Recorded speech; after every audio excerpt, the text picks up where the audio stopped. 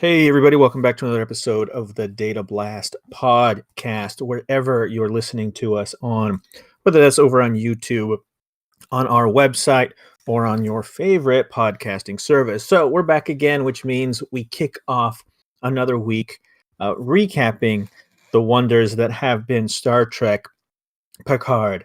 This last episode was called The End of the Beginning. Now, right off the bat, it was much better than the two previous episodes. It was better than last week's episode, and it was worlds better than the pilot episode that we got. Yeah. And in many ways, I sort of actually wished a lot of what we got here was kind of merged into the pilot instead of what we got, because the first episode was really slow, meandering, and boring. I think we talked about that. Last week's episode spent a lot of time really upending the canon that we've been talking about all week. Putting it lightly. And then this week's episode kind of pulled back. It was still a slow episode, but the pacing was much, much better. Again, I'll praise the cinematography, the camera work in all of this. And a lot of this episode was really cut heavy. It was cutting back and forth between different people's subplots and stuff going on, but it was done in a way that made sense and fit, as opposed to leaving you pretty lost. So for those that don't know, what we're catching up on, Picard didn't get his ship, didn't get his crew, and is now the cool grandpa uncle dude, just playing it loose and bucking authority, as Picard says sometime in the episode, that he's not one to consult lawyers before doing things. I'm not sure why he would ever need to consult lawyers. That's not how the Federation works, but that was that's his little line of like, I'm a Wild West rodeo out in the stars kind of guy. Instead of the TOS episode with the lawyers. Oh God, Picard was a by the book kind of person, not a I won't consult lawyers. No, but you'll consult the rest of your crew, which you don't do. Yeah. So the episode starts off right where the last one ended. So he is meeting up with an old friend, we find out, sort of once-time friend. Starts off with a really cool callback to Vasquez Rocks down in California. They identify it as that in the episode. They identified it directly as the location, which is really cool. If you're in the Southern California area, you've probably been there. It's where a lot of the original Star Trek, the famous the Gorn scene was shot there, and it's just that rock is a really famous location, not just in Star Trek, but in a lot of science fiction. Oh, you'll be happy to know it was in an episode of The Big Bang Theory. That's right. That's funny. So I mean, that's the one a really where they're cool, like going to a con and they're all dressed up. That's a really cool. We need to stop here and take acknowledgement. Now we kick off the episode. He meets. I already forgot her name. Do you remember her name? Soji. Soji. No. Wait, the second one or the first girl, his former friend, the one he calls on his comm badge at the end of last episode. Oh, Raffi. Okay. So yeah, I was wrong. The pilot guy is someone else. So Raffi is who he called for help on his pager from last episode. His cell badge. He goes to meet her. Now she has her own set of issues. But what I wrote down is we get a cool shot of her sticking some plants in a little vape machine, and I just wrote future vape going on. And there's some space weed. There's something going on about her. I don't know how I would put it. Some sort of like chemical dependency has been going on, and not just modern day because she's a wreck, but back when she was still in Starfleet. Like there's a hint that she's been dependent on something, and it gives her sort of, I don't want to say visions, but kind of a conspiracy theory bent, right? Like she sees things. As he puts it, I need someone who sees all of the angles or whatever. That's what he goes to her for, right? I need someone that sees all the angles and not just straightforward. And she was the one back in the day, 14 years ago. We get a nice little flashback and see the new outfits, which are okay. The old ones, but the new old ones. The new old ones. They're okay. They're fine. I don't mind them. I like the Admiral's looks, but the other ones are fine. And she comes up. Picard has just gone to Starfleet headquarters. This is just as Mars has happened, right? It kicks off with the flashback of Mars being leveled. Still don't know how that whole thing works, but I'm sure they'll not explain that. Yeah, don't expect that to be explained ever. An orbital bombardment by some weird. Who had the ships? Like, if it was Romulans, then it doesn't matter. Apparently, since killed themselves, but then there were magical ships that blew everything up, and no one asked questions. It's stupid. It's because Picard, of the secret Tal-Shiar. Yeah, Picard has a meeting. He leaves the meeting, sort of dejected. She comes over and talks to him. We find out it was her idea or theory that the Tal-Shiar had invaded the upper echelons of the Federation, and it was them that caused the synths to go crazy.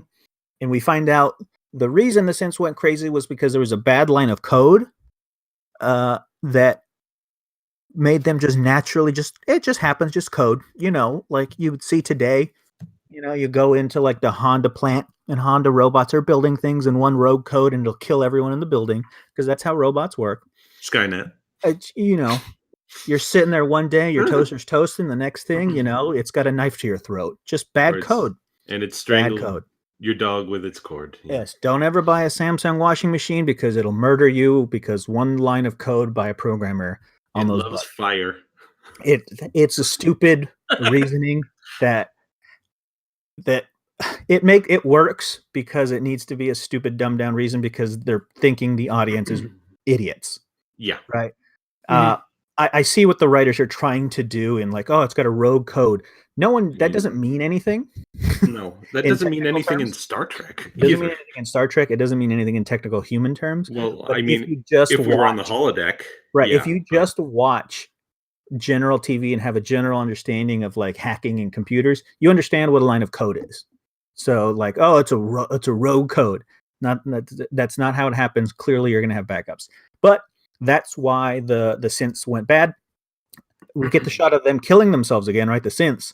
And then we still get those shots of whoever is piloting those ships. All that happens there. But Raffi thinks that it's the Tal-Shiar. Now, what's interesting is Picard doesn't believe her at all, right?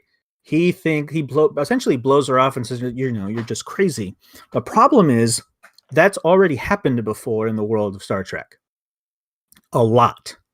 And I'm not talking directly about the Tal-Shiar. I'm talking about aliens, bad guys, breaching the upper echelons of Starfleet, right? It was literally, we talked about this episode 1. Like, it was the season 1 TNG closer, where the sound aliens...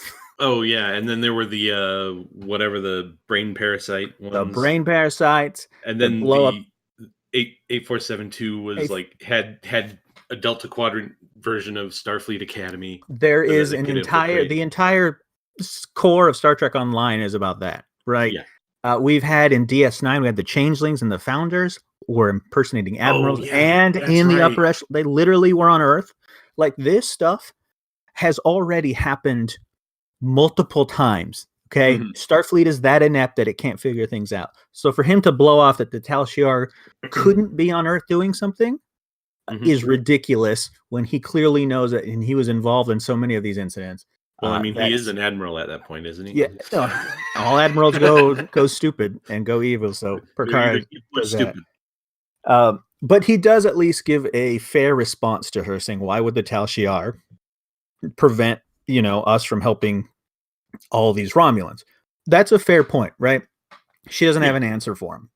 So it's dumbed down sort of writing and continuity, but it's starting to make a little more sense, right? I think the story itself was a little too heavy at first, and now it's kind of backing off and trying to gently kind of rub into the audience what's happening. But interestingly enough, he goes in, she says, well, why don't we just get friends to help us, right? We have other people, and other races will come. You're Captain Picard. You're an admiral. People will do what you want. Why don't we get reservists and we pull the mothball fleet? And he's like, that totally can work. Makes total perfect sense. I told them that. They said no. So Starfleet had said no to all rescue. And then we do the racist angle again, right? He says, many of them on the council would rather see the Romulans die. Of course, This is tying directly into Starfleet being racist, but it's also tying into modern day politics at the same time, kind of echoing things you see on TV, or at least trying to echo it. We talked about this last episode, how it's a little too heavy handed, right? Yeah. And like, we don't want to help these people. They shouldn't be here. We don't, you understand if you're smart enough. There used to be like a veneer of. Yes, you know what they're tying distancing. together. There's no distance here. It's just like, oh God, they're refugees. We all hate refugees in America now. You're getting We're that hammering idea. it in as hard as we can. Yeah. Which is fine, right? It is something that is happening now, but Star Trek tends to be a little more subtle about it. And you kind of, I think the magic of TNG and even DS9, and to an extent TOS, even though it was a little sillier, was that it was touching upon topics of the day.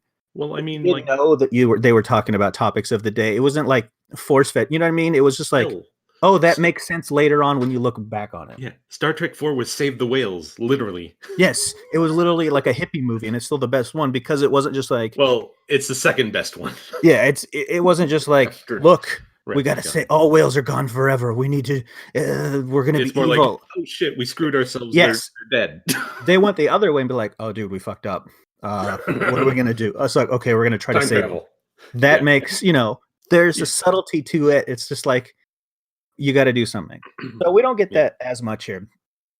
Picard says, okay, you guys are all assholes. This isn't the Starfleet that I am part of or whatever, which it never really was. I think Picard was an outlier. If DS9 is to be believed and current Trek is to be believed, where everyone is evil and all humans are bad. But he says, I need the help. I need the reservists. I need these mothball fleets to help us. Or I tender my resignation. She goes, oh, that's great. Of course, they're not going to lose great Admiral Picard, who's known around the galaxy. And he says, nope. They said, fuck off, old man. And that's the core of the flashback scene. And Enjoy your tea Earl Grey hot. And I like the ending of it because then she gets called to the CNC's office and she's going to get fired and her career is over too because Picard is talky, as this episode likes to really kind of hammer home. That's like, oh, Picard, you're a speech giver or you're real talky about everything. It happens a couple of times, even though Picard was never that way. No, he was never a talky guy. He was like, did what he needed to do, said what he needed to do, and went on. He was a talky guy in that he would try and talk things out rather than he would be a diplomat. Cowboy diplomacy. Like he wouldn't like tell everyone walking in 10 forward what his mission plan was going to be. No. He told you what you needed to know and protected his crew and the people that needed to be protected, right, with information. Yeah, he was smart. Didn't monologue. Yeah, in this series, apparently, he hasn't done it so much yet, but apparently he 14 years ago, just like he was a grandpa and loved to tell everyone everything. It's like you going to visit your grandmother and your parents start talking about you and everything embarrassing that's happened when you were a kid. That's what's happening. Yeah, so that's familiar. The scene ends and it pulls out and he's dejected and it's a cool scene seeing kind of Captain Picard like he's done, right? It's the end and well shot stuff, well acted, liked it, even though it was a little cheap. Fine. We fast forward and we realize, and what I liked about this episode is it did try to touch on some classic, I guess, Picardisms, because he went back to his chateau and retired, wrote his book, tried to live that life with his Romulans, which is fine. It's understandable because he gave up on Starfleet, but he also gave up on his friend who he had worked with for this mission to save all of the Romulans and who was fired by Starfleet. So she was essentially kicked out and ostracized. And we come to find out that Picard's never even called her, never has come to see her, never has sat down with her, just left her. And she's taken up residence in Velasquez Rock over there, what she calls a hovel, which I think is a pretty cool looking place. I'd live there. That's good. You're talking about a couple $1 million there in LA. I know. Yeah. So we see that his disconnect is there. And I like this because it was the Picard character from TNG who was kind of disconnected from the rest of his crew. But I also hate it because that was what his arc was in TNG to overcome. Yeah. Right? You know what I mean? Like By the end of it, he's sitting down at the table to play poker with playing poker with him and become friends. And then in those last couple of movies, we see them, look and act like a family. Mm-hmm. And I like that they're touching on TNG Picard being this kind of, I don't like kids. I don't build these connections. It's my ready room. And you don't see him do any interaction. Excuse me, unless he's in the holodeck, doing one of his whatever. What was his favorite 20s character? Oh God, the detective. I can't remember his name. Right, and the gangster stuff. That's what really he got him excited. And it was cool that TNG ended with him kind of coming full circle and being like, okay, I understand it's important. I understand I need to be open and become part of people. It's Dixon great. Hill. Dixon Hill, that's it. Yeah. And that's the one time he was excited to do stuff with other people because he wanted people in his Dixon Hill novel episodes. And so we get Star Trek now, and 14 years later, he's an admiral, and because he left her all alone when he is the one that lost her job. Yeah. And so while I liked that dynamic at first, it bugged me because it regressed Picard from what he had completed in TNG. And so that bugged me.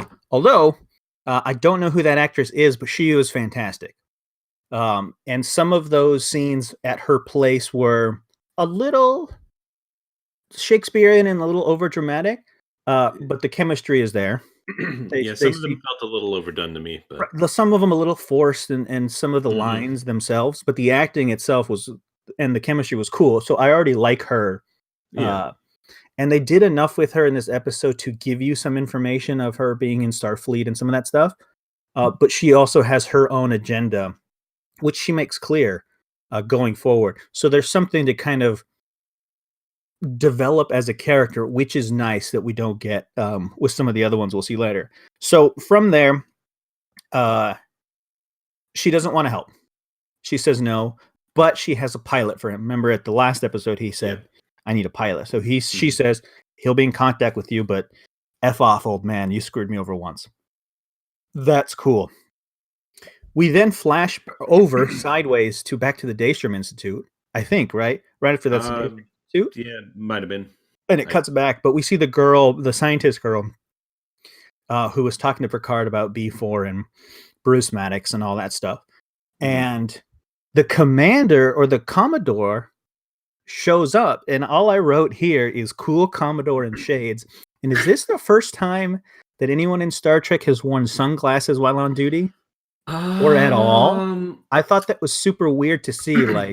I want to say during the dune buggy scene in Nemesis, maybe. Oh no, they wore the welder's glasses, the clear ones, the plastic things you wear when you're doing electrics, but not glasses. I think this is the only time someone's worn sunglasses. Yeah, they look kind of out of place. And on a Vulcan. Yeah. It looked super weird.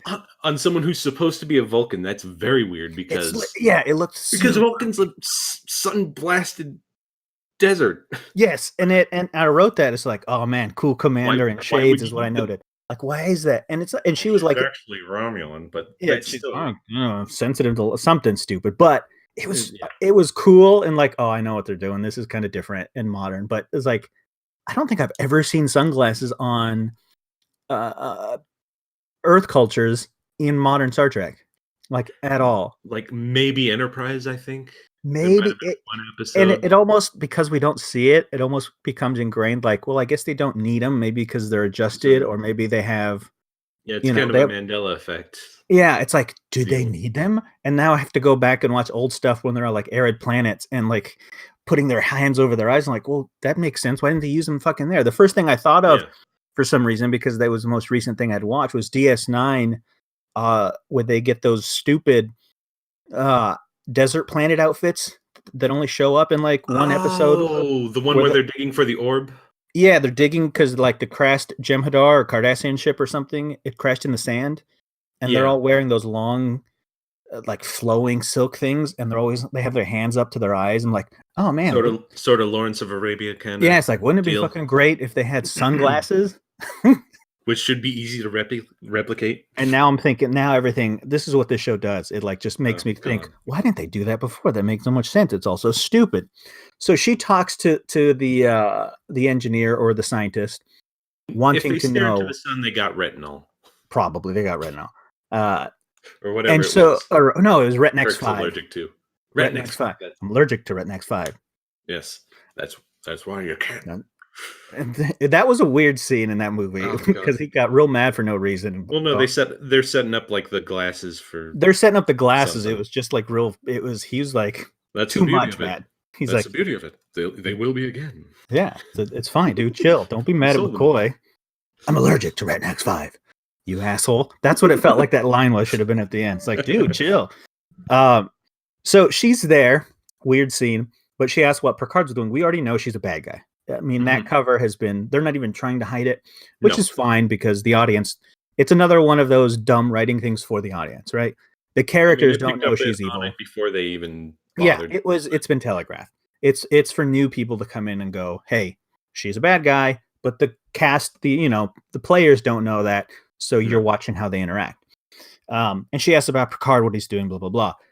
She tells her apparently everything, right? And then we cut back to the chateau. And Picard is like, I got a pilot. He'll be here in a little while. I got to leave. And his Romulan friends say, have fun. Here's a goodie bag of some stuff. Care package. Didn't he meet with the pilot before that, actually? Oh, yeah. He met with the pilot right before that scene with her. Rio, I think. Rios or something. Yeah. Which that was interesting. Oh, man. That was an interesting scene. I think that might have been right before this. They were cutting back and forth, I think, maybe, or something like that. And so he meets with Rios, and we get introduced to two characters. And an emergency medical hologram.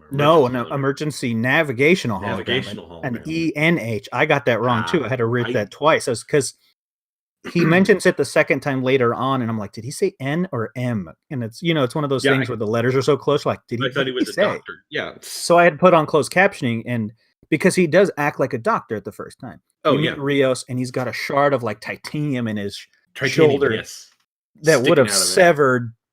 His arm would have been useless in that position. God, yeah. It would have, those tendons, he would not have been able to move his arm. But so he's been hurt. We don't get any information. The ENH guides Picard to him to talk and to recruit him or to hire him. Fine. It's a cool little scene. He's cool, Captain.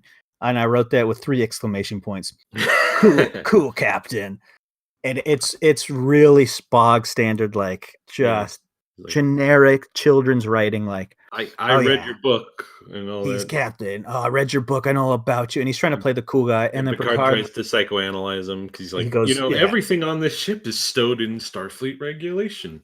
It's not even a Starfleet ship. I don't know how he would know this. We've never seen this ship before, but he's like, the ship is really clean. It's meticulous. I understand your schedule. Stuff he would never know. And it felt dumb. But he says, I get the message. He could have done it another way, but this is the writing issue. So he says, you're cool. Work with me. And the guy says, all right, cool. I'll pick you up whenever. And then the ENH afterwards is actually, I wrote down here, he's like, he's really fun.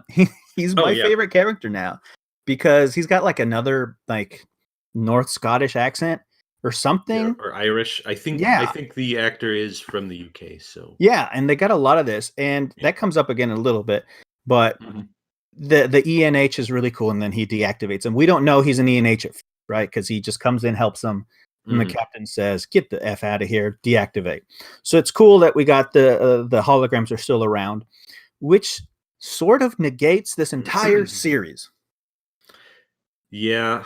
I know exactly which episode you're thinking of. This is the biggest problem we've had in Picard so far. And this is really the only main issue I have with this episode, which is a problem with now the entire series. Because we have androids that went rogue or since that gone rogue. Okay? Fine. Yeah. That is a technology that had to have been developed, right? Years and years, let's say 14 years, give or take, to design these synthetic humans.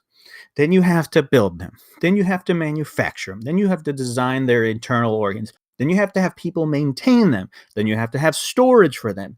The logistics for this is a goddamn nightmare. but it makes sense if you need a cheap form of slave labor eventually, right? Unfortunately, I there's an understand. episode of Voyager. Then we have the problem of, well, this isn't Star Trek for a reason. Starfleet, and I hadn't thought about this until now because I went back to see that. Wait a second. Star Trek doesn't need a million datas out there or idiot datas because Maybe you one per already ship. have the EMH. Yes. And the EMH has been proven to be an effective doctor, and Voyager is already home, right? But the Voyager doctor is the only one that's treated as a life form. That's treated like he had his own thing too. Yeah. Okay. And so there's an episode of Voyager where the EMH gets sent home, right? Through whatever network they have. And he meets his creator, who looks just like him, which is a callback to Soong and looking like Data. You know, they all look the same. And it was a parallel of Data's struggle and now the EMH's struggle, which is fine. Every series of Star Trek has this parallel thing because you want to stick to, you know, what people know. And we find out that the EMH was a failure. And it was like launched with Voyager, a bunch of other ships. We saw it on the Enterprise E. Remember, during First Contact, he made the cameo. When I hear Borg implants cause irritation. Would you need a topical ointment, and became his, you know, meme, which they used in Star Trek Elite Force. When the doctor is there, he's like, "Could you use a topical ointment for this?" Every time you get healed by him. And I'm going out of control because I know too much about this. But fact of the matter is, he's a failure. But his creator, all those EMHs are still active. They were turned into what? They were turned into miners. Yep. That's exactly what they turned into. And it jogged my memory when I saw the ENH in this episode, because I went back and that's exactly what happened. They created the EMH Mark II, which was Andy Dick, right? Which was a whole goddamn weird thing. But because Andy Dick is like he's practically unemployable. Yeah, he's just a weird character. But all the ENH Mark IIs or 3s or whatever were Andy Dick. So clearly the technology did work, but the first ones didn't. And so they sent all of them to the lithium mines, right? They were miners. And you didn't have to worry about them. They weren't programmed for anything except to follow orders. And they were physical. And what really set me off this episode was when Picard beams to his ship, he shakes the ENH's hand. Yeah. Like a human being. And the audience doesn't know who he is or what he is. We find out a little bit later that he is an ENH and he gets deactivated. But then why would you need Data in the first place? Why would you need to re-engineer him to build this thing up?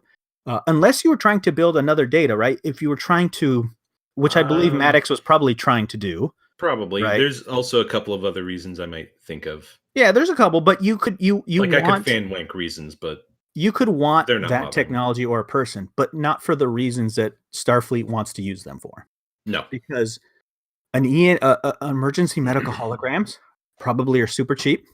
Mm-hmm. You can turn them off whenever you want. All you need is holo emitters. You don't need. They can never get out or run away because holo emitters are stuck in the room, right? They don't have. You got to remember the doctor's thing is from the future. Mm-hmm. So even if they had it, it'd have to be reverse engineered, and that'd be its whole nother thing. But the holograms couldn't run away. They couldn't hurt anyone because you could just deactivate them. If something did happen and they went rogue, they could still be just locked into that room. And they're cheap and they're free, and you don't need storage for them. Why on earth would you not be using them? This single point puts this entire series just into jeopardy for me, because now I don't believe there's any reason at all for this storyline to be playing out this way. And it shows me that the writers understand canon on a surface level. They understand events that happen, but they don't understand the deeper core or canon of Star Trek, because that was a big important episode for Voyager. His arc as the EMH was not to become similar, but not to become human at all. He liked who he was, but to become more than he was. But to be more than the EMH, because he was growing as an EMH, and then they sent him to meet his creator, and he was the only one that made it, and so he becomes special, right? And he becomes like, I have to do this for my people, quote unquote. You know, the holograms, the Mark I holograms. Yeah, and so his arc gave a little substance to it as opposed to just, season 1 or 2, he was just, I'm the emergency medical hologram. What do you need? What do Please you state the need? nature of the medical emergency. What do you need? He was underutilized until he got his freedom.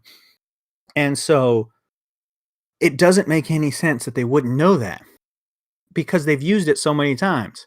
They just know, oh, we have holograms now. Let's throw him on to Picard for fun. Shit, the first episode they had a hologram. Yes, they at the institute or the archives. And so you already have a technology. Because that's the future. It's not like they're holograms that aren't like solid. No, right? If it was one thing, if they were like just like you could pass through them like in something else, like if they were just an image, and the doctor never interacted, this wouldn't be an issue anymore. It wouldn't be a problem. It's like, oh well, maybe the technology, they could never make them hard light. Like technically you could say, oh, they're light and force fields. Right, but would work. They're perfect. They're already fully formed. There's no reason for them to go rogue. They can interact with you like a regular human. You didn't have to create like an android thing that thinks they're human. And you'd have that weird, remember in the first episode where they're like making fun of him because he's an idiot and doesn't understand. The holograms are fully programmed to be humans. And so you would treat them so.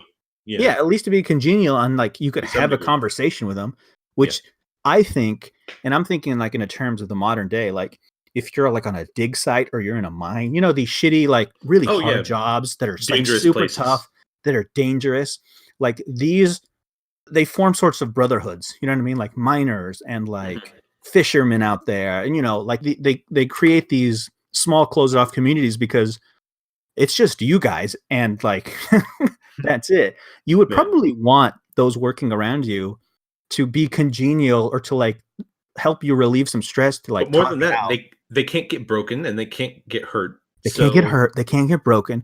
You wouldn't need to be mining or doing any of that stuff, right? I think that's one of the reasons they talked about that in that Voyager episode, is because up until the point, the only time we've talked about dilithium mining, which is something that happens in every culture in Star Trek, is the Klingons and Praxis, right? And then we got it in Nemesis. And every time we've seen the depiction of mining of dilithium, it's been brutal, terrible, and just like mind-bogglingly painful, right? Yeah. And we never hear about it or see it in the Federation that I'm aware of on TV, at least, in its depiction. And until we get Voyager, right? Until we get that episode, it's like, hey, this job is dangerous. It sucks. And we live in a society where everyone has everything, so probably no one wants to do this job, right? Because it doesn't lift you up to be better.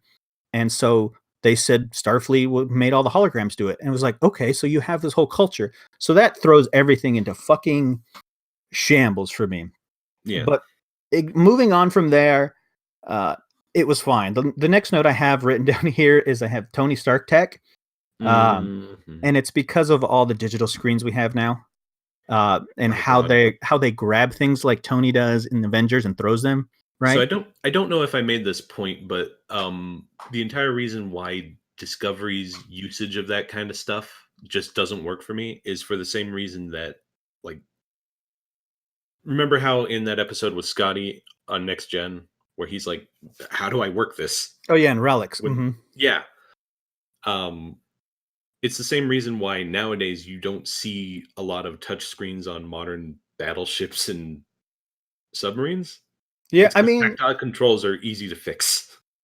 And actually, I'll give Discovery Season 2 a little bit of credit with that, because when they debut the new Enterprise, and she's been far out, right? The Constitutions are way out in the sticks, which does make sense. It's cool.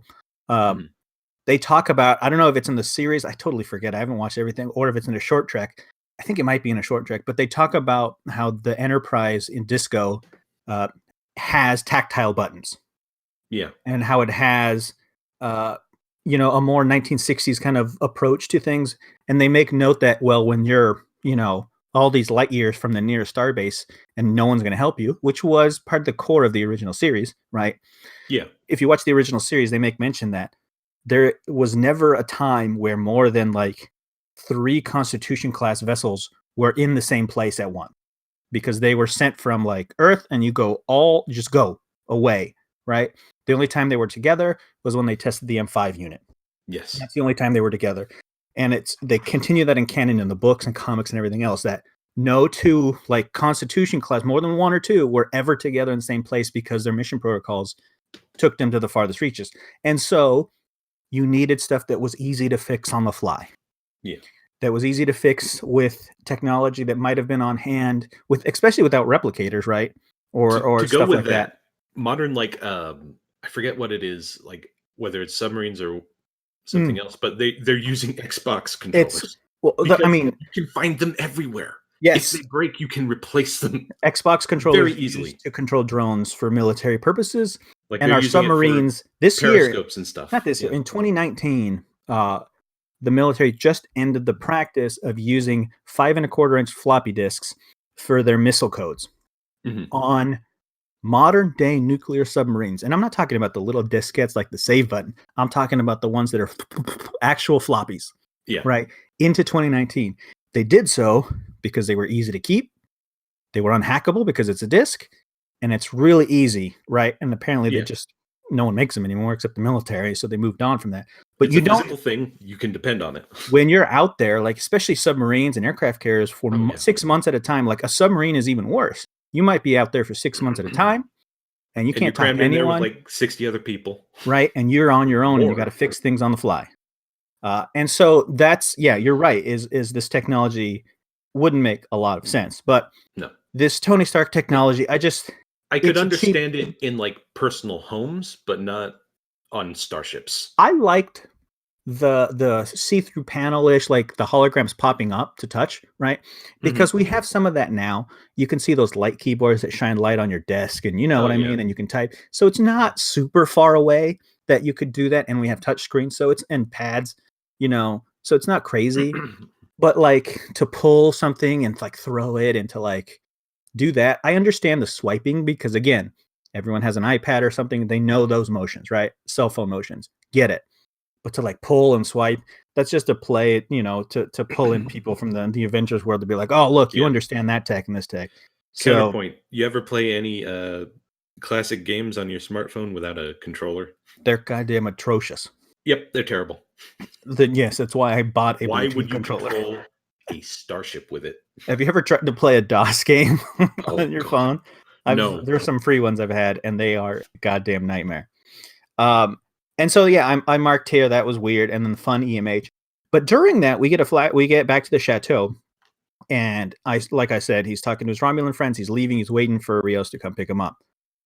The Tal Shiar super baddies, the Vermilion City guys, whatever, the Vashies, The Vasha Stampedes, the Vash Talk. Is that right? Zhat Vash. Who's the Vash Talk? That's I swear to God, that's a Voyager species. Fuck my life. Maybe. I think that's a Voyager species. The super bad guys tried to kill Picard, right? And it was, the Commodore's like girlfriend lady, underling, probably sent these guys. And so I note here that it was a really well shot and well done fight scene. Like I liked the tighter focus at the camera. You're a little lost in what's going on, but it's still clear. The Vash Talk. Are they really an alien race? Vash Talk. Yeah. See, everything is goddamn it sounds the same. But the fight scene was cool, and it was smartly done because the Romulans, who are former Tal Shiar, we come to find out, pretty sure, right? Because she says like we're not them anymore. Try to save Picard, and they said get him to safety, move him away, right? Because he's old and you need to protect him. So they fight. Tal Shiar apparently is better than the Vash Talk fighting because these two old Romulans kicked the shit out of these young Romulans. They sure did. Picard gets some shots in too, but he doesn't do like heavy punching. It feels like a natural-ish sort of fight. So they beat these guys, and and this is another concern of mine, like when your main baddies are just being beat on a regular basis, they kind of lose a little bit of that scariness impact, right? They still look scary coming in motorcycle outfits in the dark, right? Like they're the Yakuza or something. They still look cool, but they've only won one fight. Yeah. Right? They've won the first fight when they stole Daj. They lost the second one because they blew themselves up in the second one. So I call that a loss because Picard's alive. and then they lost this one. So they've lost more than they've won. But they're captured. One of them is captured, and they try to interrogate him. They fight each other. They slap him around. And there's a little line I noted in there where the female Romulan, the male Romulan. Yeah, I don't. I wish know I their names. I really need to learn the names. But the male good guy Romulan is about to kill one of the guys who's been captured. And she's like, we're not like them. And then they interrogate him. Picard does for some reason real closely because that's going to work out well. Oh yeah. And he doesn't say anything, right? And there's a little joke line that she says he's dense like you are, pointing to his Romulan friend because he's a northerner.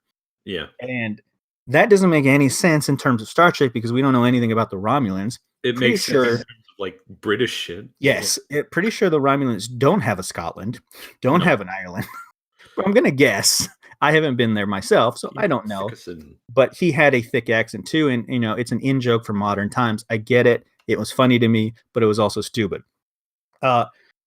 So the funny part about that scene is how it ends. He spits out that green goo that kills him, like magic cyanide, right? Yeah, it's like a suicide capsule. It's like a suicide capsule. It wasn't explained before, so I'm like, is he spitting acid? Yeah, it wasn't explained, and it still wasn't explained here, but you get the idea that it's some sort of cyanide thing. Yeah, it's the only thing. But it still looks like he's a fucking lizard man spitting some shit. Oh, it's really weird because he spits it on the Romulan guy who takes his shirt off and he's fine. Nothing's blown up. That's a really dangerous suicide capsule. That if something goes wrong, you hit a rock on the road, you crunch your tooth a little hard, everybody's dead. You grind your teeth at night. And then you have that issue where one more comes. This is the standard trope of these action scenes, and someone's got to kill that last guy. And it turns out that it's a doctor, the scientist lady, who shoots this Vajtak person in the back a second after they walked in the door. I don't know where they were. I don't know how he didn't see her. I don't know how she got a gun because the fight scene was inside and she came from outside. Where did she get that weapon from? She comes in. Do you know what I mean? That whole fight place supposed to be one of the dropped ones, but but they were all in the one single room. They didn't go through the house. They actually showed them lined up against the wall. So it's like, and they all went into one room. I don't mind that she came in and shot someone, whatever, but like she clearly said this is a Romulan disruptor, and she's using one of theirs. Oh, and at that point, I thought, is she like a double agent or something going to happen? And then I realized that it was just bad writing. Stupid Google. You know what I mean? Like, why? Yeah. Where did she get that weapon? And then there's a line which she says, she's like, maybe it was on stun. And then the girl says, Romulan disruptors don't have a stun setting. And that is accurate to how disruptors in general work, right? There's no stun. That technology is to blow you up. But it also goes to point out that these people writing understand some of the Star Trek, but only when they want to. Yeah, right? It's very spotty. I think it would be easier to remember that emergency medical holograms, if you watch Voyager, are a thing, right? And that he had an arc about, being used as slave labor because that was a major point of his transformation. It would be easier to understand that than to know Romulan disruptors don't have a stun setting. Because I don't think that's ever really been discussed, ever. No. Outside of technical manuals, right? I know that they're disruptors. Right. I know that because of the technology and because I've read about it in like technical specs and like that's how disruptors work, whether they're hand or on a ship. Like their job is to just destroy you. And they've always been shown that way. But I don't think the average person would ever know, like, they should probably be working like phasers and have a sun setting. It was another thing that they just pick and choose what they want and what they want to do. So she comes in. You can disappear down the rabbit's hole on the whole phaser thing. Yeah, it's just there's an entire article on Memory Alpha. Yeah, it's a very, very strange thing. And so she says, well, I told the Commodore everything.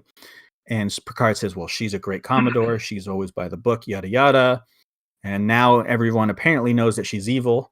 The cat's been let out of the bag because she's like, oh, I told her everything. And now you're under attack. But I didn't tell her everything. And now I'm like, cool. We're going to get some reveal, right? She knows something about Data. Maybe she knows something about where Maddox is. She's got something up her sleeve, right? Oh, cool. This kind of dorky, really afraid scientist has got a reason to be here. Yeah. No. she just says, I didn't tell her everything. I didn't tell her. I'm Dun, dun, going dun. with you. I'm going with you. I'm joining you. And I'm just like, oh, for fuck's sake, stop.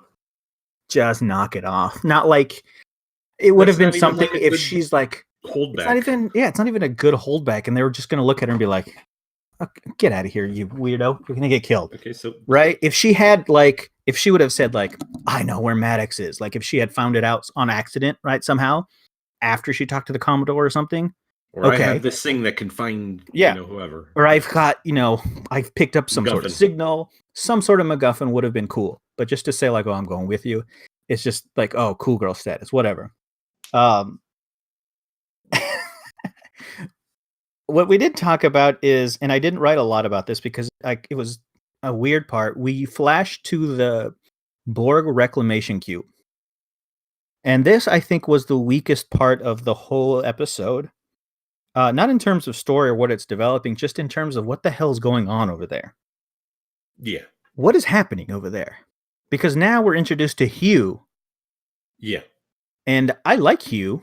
I think he's acting wise. I wish I've seen him in more stuff because he's like, Yeah, he's good. He's good. He's very classy looking. Like, wow. I hope he's been working a lot because he looks totally like he looks grown up. I guess is the easiest way to say it from when Hugh was on TNG, which makes sense. It's been 25 something years. Yeah. But he's a Borg. Yeah. And he's on this reclamation project as some sort of head person. Because he has access wherever he wants to go. And that doesn't make any sense. Right? Why would Hugh, in the first place, be helping the Romulans, who I don't think he generally likes or trusts? And why would you? And why would you? But what the fuck is he doing there? Of anything, he would be talking to Picard, right? Or Geordi. Like, he has the only friends he has are on the Enterprise. Or were on the Enterprise, yeah. And so he knows about Starfleet, and he knows that the Romulans are not cool people. What the fuck is he doing over there? And what the fuck are the Romulans doing? Don't they hate since? Wouldn't that at least tie to hating Borg or something? You'd think. Like, that whole section, like, he was a standout because he's cool, but it doesn't make any goddamn sense of what's going on. Like, why is he there? Why is he helping the Romulans? The only point of the scenes on the cube is to introduce us that it's hard to kind of quantify what the fuck is happening because it's them trying to do their myth arc. They're doing a myth arc, and it's Daj's sister, who I already forgot her name of, is like Soji. Like a therapist over there. Like, again, why would the Romulans need therapists and what's happened? But what I wrote, Borg therapist, yeah. The only thing I wrote down is there is a section where she wants to talk to someone, and we know it's a Borg that was assimilated, right? They have people on this cube that were assimilated. I think that are still alive or something, yeah. Yeah. And we find out that all of the people that are still alive from this cube are Romulans. Mm-hmm. And for some reason, the assimilation didn't take to Romulans, or when they're freed from assimilation, they go crazy. They're left kind of messed up, yeah. Is that the general idea, like that it doesn't take, the assimilation doesn't take to Romulans? Because if that's the case, I have some serious issues with this. Oh, extreme. Right? Like, the Borg are perfection. They've assimilated culture after culture after culture after culture after culture, but it doesn't work right on Romulans? I'm pretty sure they've assimilated Vulcans before. Tuvok's been assimilated, hasn't he? Yeah, that's right. There's that entire episode where they get assimilated to like do something on a... Yes, because we can reverse it and everyone's just fine if you reverse it. Mm-hmm. And these people aren't. So I'm really confused and I'm not sure where that's going, but it's talking something about a myth arc that everyone connected, or that used to be a Borg now is still connected somehow or something else or whatever. I didn't follow it very well. It was weird. But whatever the case may be, this lady was on a Romulan ship, scout ship, that was the last thing this cube assimilated, and the people from that ship, it didn't take, right? Whatever the case may be in that. They didn't outright say it, but that I'm assuming that them assimilating the Romulans caused this Borg cube, the central node they mentioned, to just go apeshit. I've got a lot of problems if that's the case. I don't like it. Yeah. I don't like it if just being Romulan is the reason, because it negates the Borg more than it needs to be, and it makes them like stupid, which they're not. And I mean, I don't get it. Like, is that what they're trying to do? I don't know. See, It seems like it. We're not giving enough information as to what the Unintentionally, cause is, maybe, but it makes me feel like Picard, this show is really trying to like dumb down the bad guys. And the Borg are supposed to be perfection, right? Mhm. When we get mentioned, the Borg are mentioned, and when he gets on the ship, Picard, they talk about that he was, and this is the weirdest line that I don't think a lot of people caught. I hope you did. But there's a shot where Picard is talking to someone like who's infatuated, the ENH. He's talking to the ENH, and the ENH is talking to the captain after Picard leaves, and he's like, "That's Picard. Aren't you starstruck? Like the arbiter of like the Klingon or whatever is like the person who saved Earth." And then he says, "The representative to the Q continuum." Yeah, did you hear that? He says, "Yes, I did." What the fuck does the Q continuum need a representative for? They kind of just show up and troll everybody. There's that, and there's a couple of little lines, like, I know they're fan servicey, but that really bug me. Like, no, Picard would not be the representative to the Q continuum, not because he couldn't do it, but because the Q don't fucking need anybody. They snap their fingers and whatever they want appears. The representative, and it has to be so because a hologram knows this, right? It's not like another character who knows the events that happen. Like, oh yeah, we know that Picard, that Q bugs him. It's not like Geordi showed up and... This is Starfleet records now, right? He's going from databases because he's not real. So he's pulling from it. And then if he says, hey, that's the representative of the Q continuum, little things like that really bug the shit out of me, especially with what they're doing to the Borg. I can't remember. Did they mention the Locutus thing? I don't think they did. They haven't mentioned that yet. I don't think so, but I bet you anything. And if they... And I kind of see this mythos thing, what they're trying to do, because, and this only happens in the films, and specifically in First Contact, where he has withdrawals from being a Borg, right? And Picard, because he was, but he was withdrawals because he was special, though. Yeah. And he was like different, because 7 of 9 doesn't really have withdrawals after a little while. She's totally fine. Yeah, everyone on Voyager is fine. After a week, they've been assimilated, is fine. Tuvok's fine. But Picard was different, so he has this kind of connection still, like he hears them or something. So I think that's what they're trying to play with, and I don't like it. I don't like it. I don't like this episode was a B for me. I liked it in general, but I just don't like the little things this episode did to the canon, right? It's subtler. Bigger things too. Yes. It, like last episode, it was like we're just slapping you in the face. I think this episode was a little more subtler about what it's rearranging, and I think that made me more angry, even though I liked it. Like the Q line was stupid. What they're doing to the Borg, how Hugh shows up. I figured Hugh would show up like to help Picard or something, like some. Yeah, Borg that's what threat. I initially thought, because like, why would that Hugh was an entire thing on those episodes he was on. Like Data was Geordi's friend. Hugh was like Geordi's friend. Like he would have some sort of vested interest. Why would he knows? Why is he working with?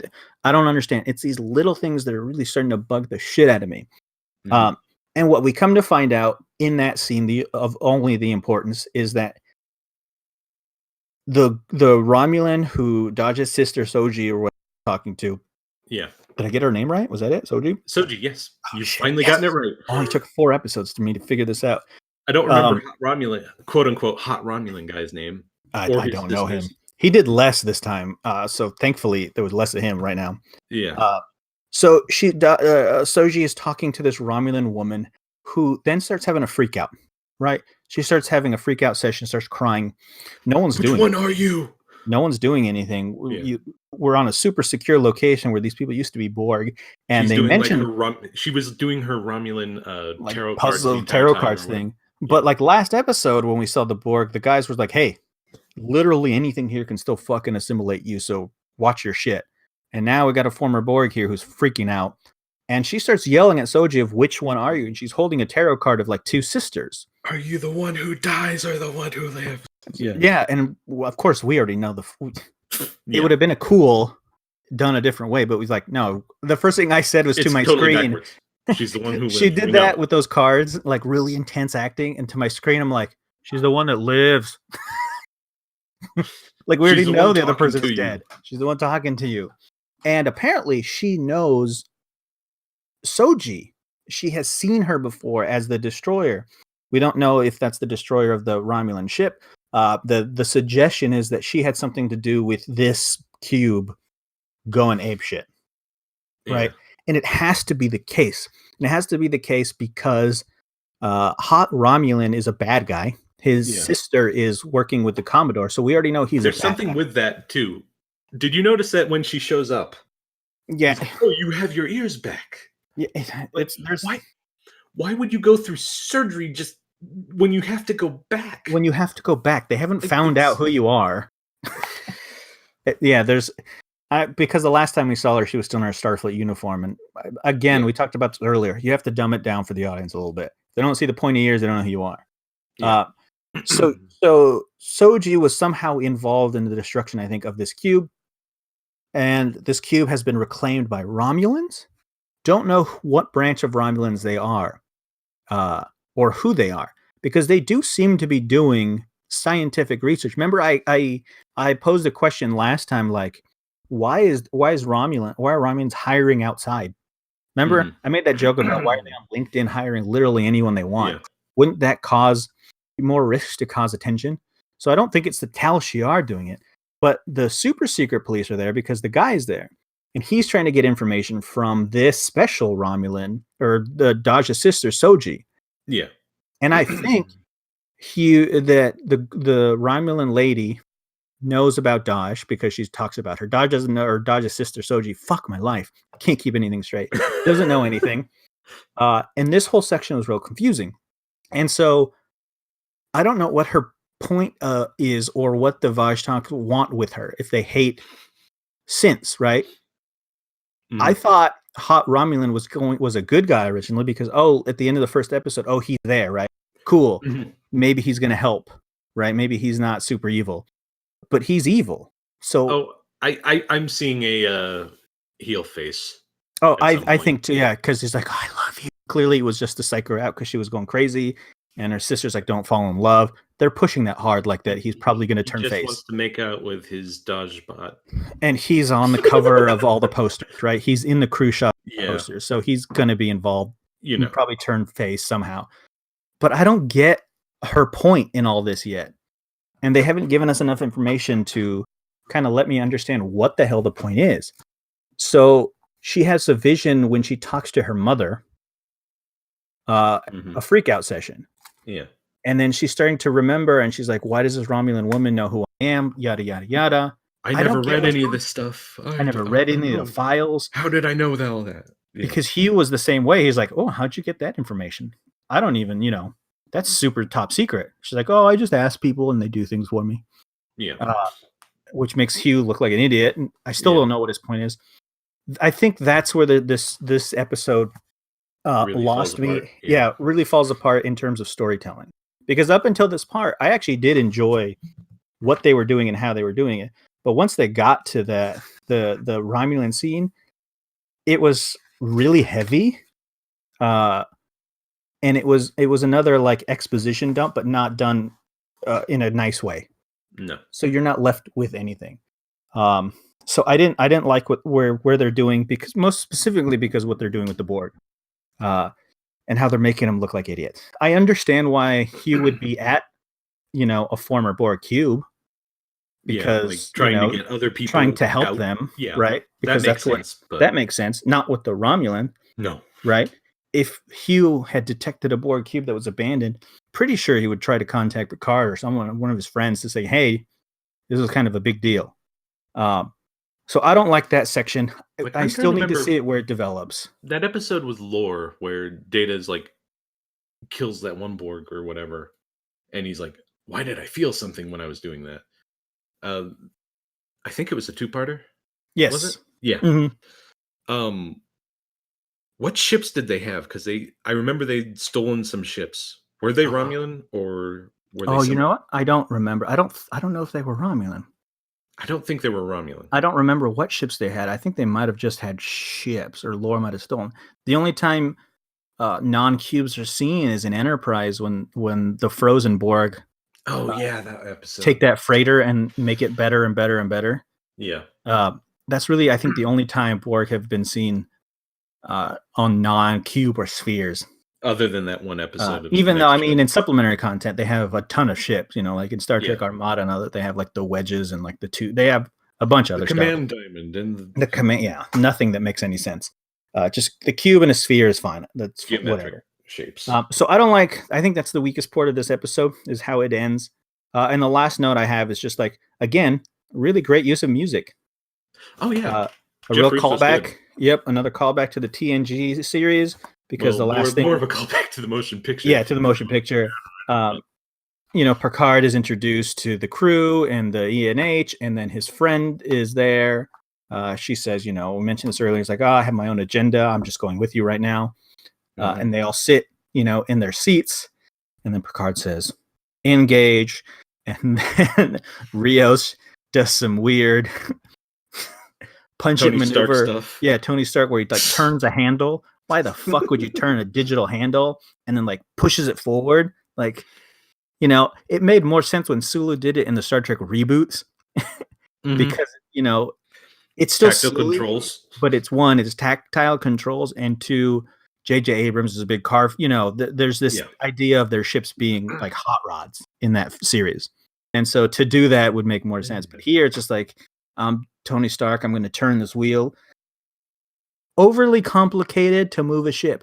The LCAR's menu system has its disadvantages when you think hard about it and how they work it, but it's a lot more simpler when shit goes wrong to just go up, down, left, right, or engage one button. Yeah. You know what I mean? Like when Picard says engage and Data taps one button. Yeah. He does it, a joystick doesn't pop out of his dick and then he turns it sideways and like hits the engine. And then Wesley, like, just there's insurrection. Screen. It's all there's stupid. Insurrection where Riker pulls out the Thrustmaster to control the Thrustmaster joystick. I'm like, can you? It's like, why the Tony Stark Iron Man thing? Just, it's okay. Hit a button. We know it's science fiction. Hit the goddamn button. And so it leaves us with the next episode. And that one looks fine. It doesn't look like they're ruining everything. We see a bird of prey, an old one, an ancient one. I've already termed the guy.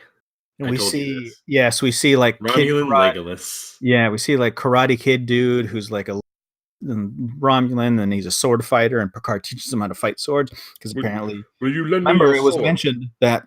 And my axe. It was like mentioned one time that Picard was really good at fencing back in the day. So of course we have to do. It's turning into a Marvel movie. Like you mentioned one thing and now it has to be that thing. Oh, remember how they mentioned? I hate when that happens. Star Wars loves doing that fucking thing. Oh God, Star Wars loves doing that. Oh, like they mention one thing in the background and now, all children, the Padawans have to be children of a certain age because, Yoda said he's much too old for training. That doesn't mean shit. Stop doing that. I hate when that fucking happens.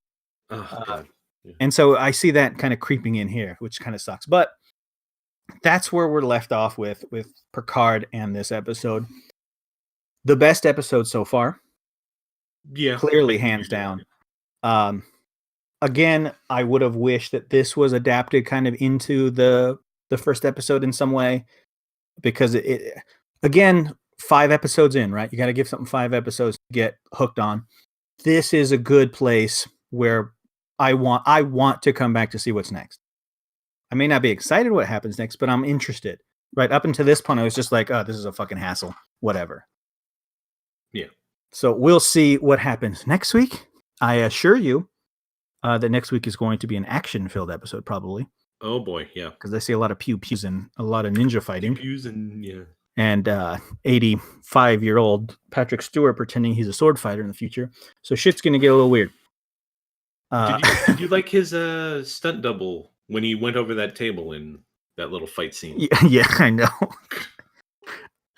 I understand that old people can survive and do these crazy things in Star Trek, but Patrick Stewart's still like 89 years old, Yeah. and he's got like a fencing sword, like, and the shots of him like parrying and defending are just like, oh, that's just sad. Just stop. Please Give the man his cane back and let him relax. Don't make him do this. Do you want a flashback or something? let him have some dignity. Because I mean, they flashed back at that 14 years earlier, and they de-aged him a little bit. Yeah. They did some softening on it, which looked great. It looked fine for a TV show. Yeah. It was fine. It wasn't like the effects look good on the show. Yeah, the money's there. It wasn't like TOS when a lady over 30 would just get like Vaseline put on the screen to make her look younger, because that's what all shows back then did with like women's. Like every time like an older lady comes down over the age of 30, they like have to Vaseline the whole screen up. And they play like the whatever. They play like the women's music. theme, yeah, the loot theme, and like, oh no, oh my god, this woman is 39 years old. How can we show her on TV? She's so old. Even like the rest of them are in their 50s. The guys, whatever. But we'll see where this goes next week. It's on a better track, right? I think we can all agree that it's on a better track. I don't know, but we'll see.